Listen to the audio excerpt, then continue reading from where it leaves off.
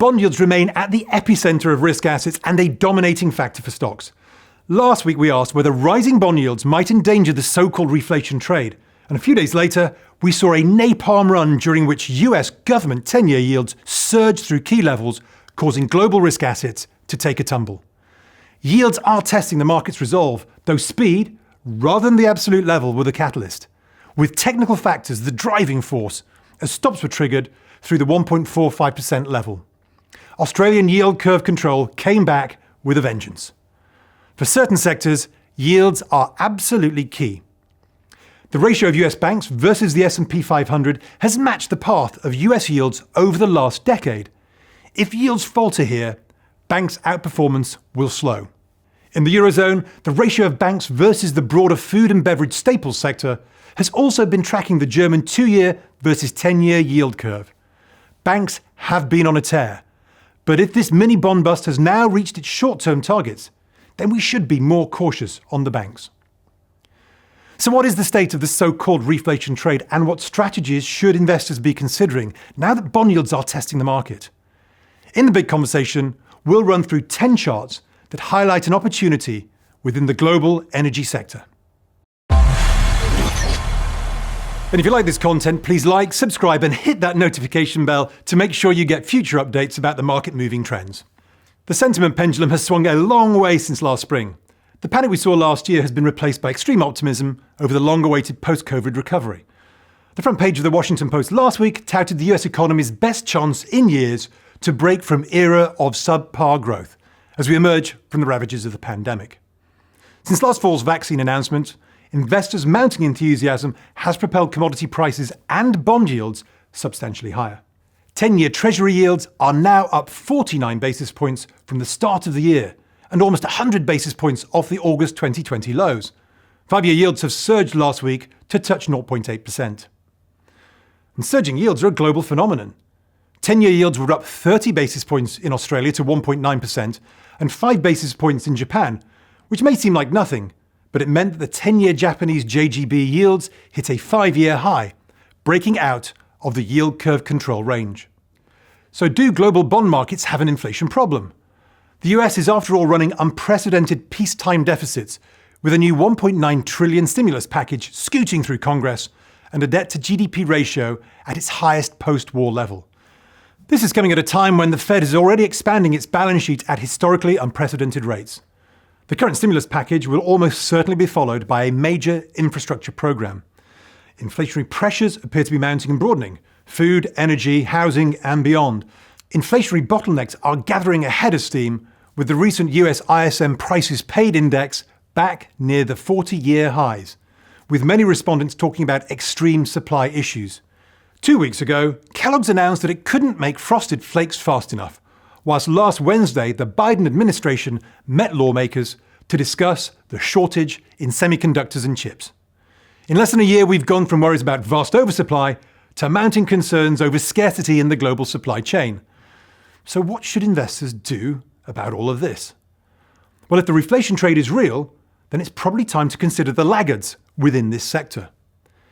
The energy complex in particular stands out as a big relative underperformer.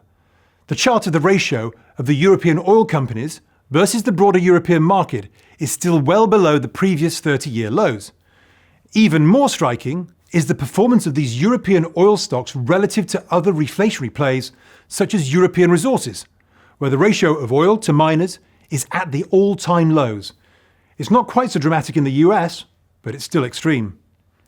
If true global reflation takes hold, then the energy sector should start to see its long-term relative underperformance begin to reverse.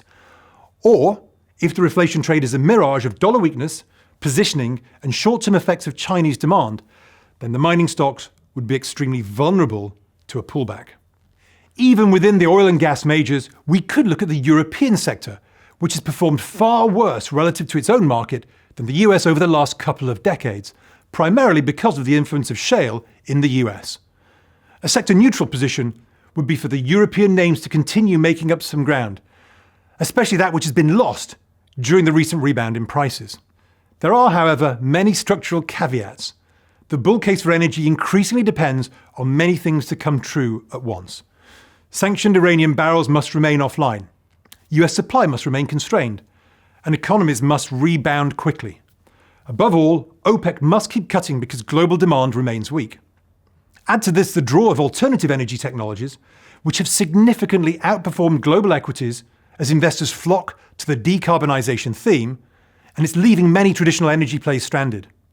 BP Shell, ENI and Repsol have lost billions in market cap over the past several months, while renewable energy stocks and technology companies focused on cleaner fuels have surged.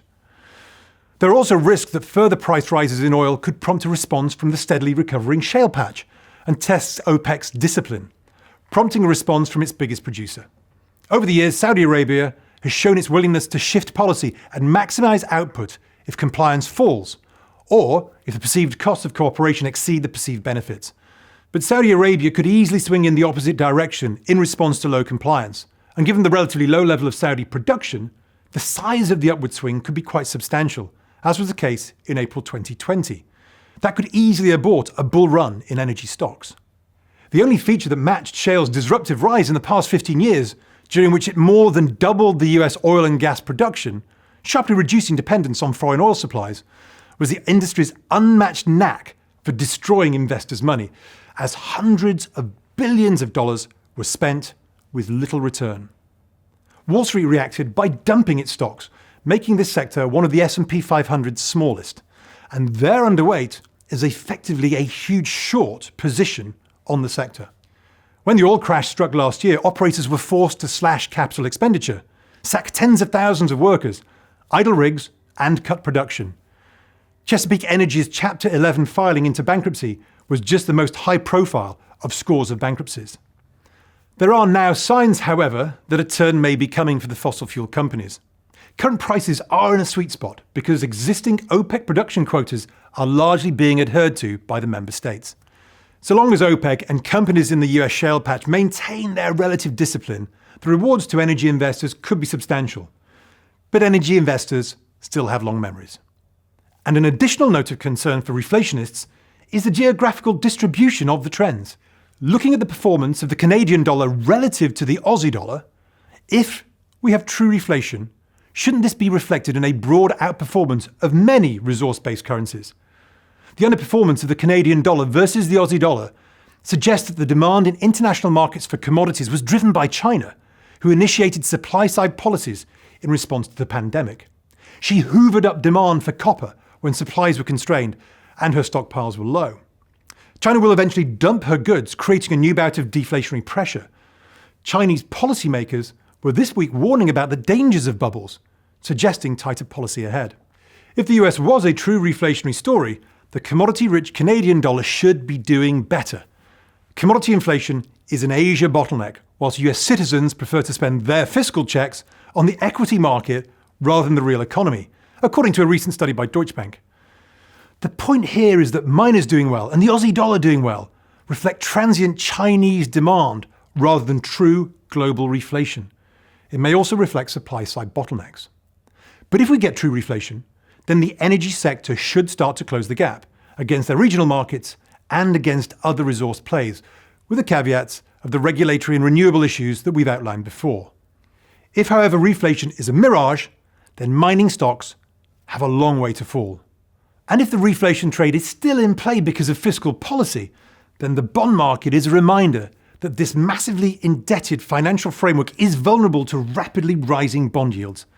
Recent price action suggests yields may be getting to levels where reflation starts to hurt the reflation narrative. And as mentioned, some of the underperformance in traditional energy is due to demand for renewables.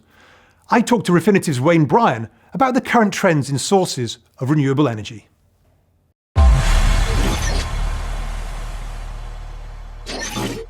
The performance of the renewable energy sector relative to global equities has been explosive over the last year, whereas the performance of traditional energy sectors has been extremely underwhelming. Are the actual trends in the use of renewable energy sufficient to justify this outperformance? And what sort of growth trends have we been seeing? Looking at renewable capacity and generation of total demand, in the UK, typically, we can get to around 50 to 60%. Today's not a good day. We haven't got much wind, we haven't got much solar, and we're actually using more gas and coal. But on a really good day, we can get to around 50 to 60% if we get about 40% from wind, 10% from biomass, and obviously 10% from solar, and we have a little bit of hydro that's negligible, really. So quite good levels. In the US, that's around 21%. That's forecast to double over the next 20 years to around 40%. And in the EU, interestingly, about 38% of our electricity was generated from renewables. But last year, for the first time ever, renewable generation actually outdid fossil fuels, which is a positive thing. In the European market, so in the EU, last year we added another 9% of wind generation and 15% of solar. So interestingly, in terms of China, they installed about 45 gigawatts of wind last year, which is around half of their total installed capacity, which in the current climate was very impressive. In the in the US, they're looking to add between 40 to 60 gigawatts over the next few years. And interestingly, that's equivalent to half of their whole nuclear fleet's output. So yeah, we've seen some positive changes over the last 12 months. Investments into renewable energy have been picking up on a global scale, and this has been diverting capital away from traditional sectors. And if you look at the EU, they're looking between 700 to €1 trillion being invested over the next 10 years. Now, that obviously feeds into the Green Deal, so a lot of political pressure from there. We've also seen some funds that are allowing people to reinvest in that area. So yeah, there's a lot. There's a lot of support technologically as well with new innovations. So we're seeing a lot of investments in that area. For example, in terms of solar, Statkraft, which are the biggest renewable generator in Europe, they actually purchased a UK company called Solarcraft. Now they're about to invest 3.5 billion in developing new solar farms. Also, they help you with the PPA, the energy management, etc. So yeah, we're seeing lots of big scale investment in that. And also, don't forget hydrogen. There's a lot of moves now towards hydrogen. So we're seeing large investments in that, around 300 million globally. And interestingly, again, half of that is slated for Europe, where we're really making real big moves in terms of hydrogen, using electrolysis with renewables to create electricity in a cleaner way. In the UK, we're going to have a hydrogen town over the next 7 or 8 years, the first town powered purely by hydrogen. So yeah, a lot more investment is happening at the moment. As the production of renewable energy picks up, development of the energy networks also has to keep pace to avoid distribution shocks. But is there enough investment in the network? Not as robust as they need to be at the moment to cope with what's going to be a huge change in how we produce energy. So looking at in the UK, for example, Ofgem have already said we're going to invest up to 40 billion to actually make our networks able to handle the high levels of renewables we're going to see over the next 10 years. Of that 40 billion, I think National Grid have already taken 10 billion of that. And that's what they're going to be doing to upgrade our network. Similar stories in Europe as well. So that's one of the most important things, actually. We do have a lot of renewables. We've got a lot more coming on. But can we integrate it into our networks? A lot of these networks and infrastructures are aging. So investment is needed to allow us to move into 2050, where we want to be net zero. So yeah, a lot more needed on that front when you look at what's coming in. But yeah, we're making positive strides. Whilst the relative performance of the renewable energy sector has probably got ahead of itself, it is being driven by increased investment and production. But these are still long-term projects. Traditional energy has been on the back foot, but if true reflation takes hold, there is still room to breathe life into the old sector as well.